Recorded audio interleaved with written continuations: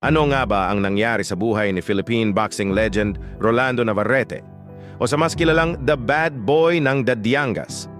Noong dekada 80, isa siya sa pinakakinatatakutang knockout artist ng Pilipinas. Tahimik, pero mapanganib ang kamao.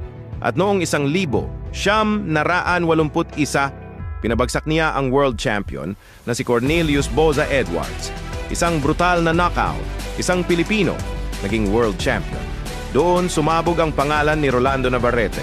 Kasikatan, pera, respeto.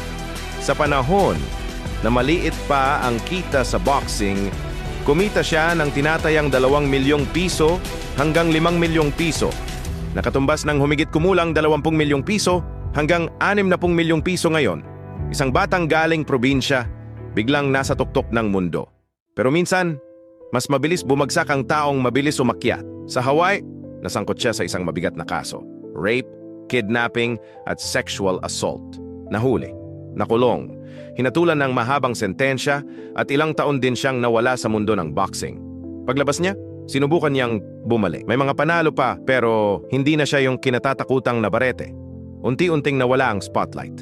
Unti-unting nawala ang pera. At pagbalik sa Pilipinas, hindi rin naging tahimik ang buhay. Nasangkot sa mga reklamo ng pananakit sa asawa at mga isyung konektado sa droga. Mula world champion, napunta sa simpleng pamumuhay, nagbebenta na lang ng isda para mabuhay. Si Rolando Navarrete, isang patunay na ang pinakamahirap na kalaban ay hindi ang taong nasa tapat mo sa ring, kundi ang sarili mong disiplina at mga desisyon sa buhay.